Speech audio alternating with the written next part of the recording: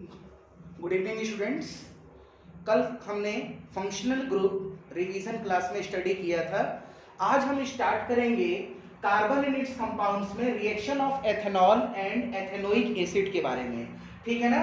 Reaction of ethanol में सबसे important है डिहाइड्रेशन।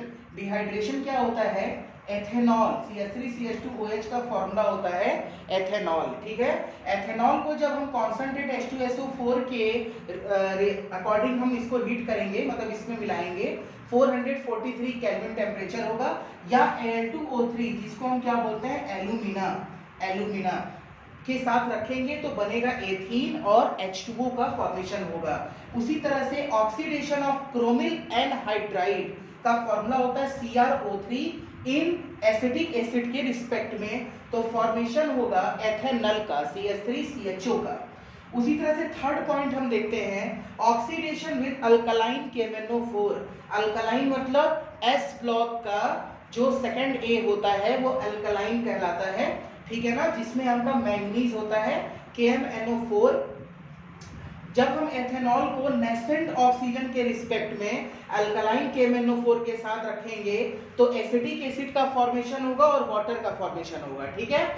उसी तरह से reaction of ethanoic acid. Reaction of ethanoic acid क्या होता है? जब रिएक्शन विद मेटल के साथ हम कराएंगे तो एसिटिक एसिड रिएक्ट करेगा किसके साथ? एथेनोइक एसिड भी बोल सकते हैं, एसिटिक एसिड भी बोल सकते हैं। जब हम मेटल के साथ रिएक्ट कराएंगे तो सोडियम एसीटेट का फॉर्मेशन होगा और हाइड्रोजन गैस लिबरेट होगी। ठीक है ना। CH3COONA को बोलते हैं सोडियम एसीटेट। उसी तरह से जब एसिटिक एसिड को जिंक के साथ रिएक्ट कराएंगे तो जिंक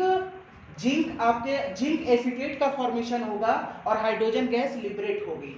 ठीक है। उसी तरह से रिएक्शन विद कार्बोनेट। कार्बोनेट का मतलब CO3 की पावर 2- और बाइकार्बोनेट का मतलब हो गया HCO3 पर 1- का चार्ज।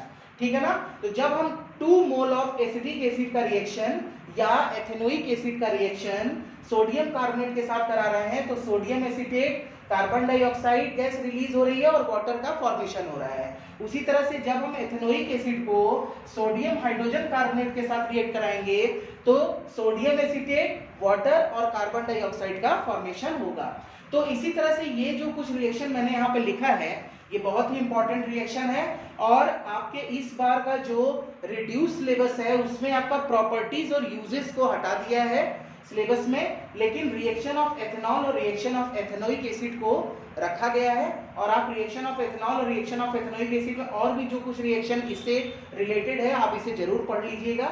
आप इस पॉइंट को नोट कर लें। ओके।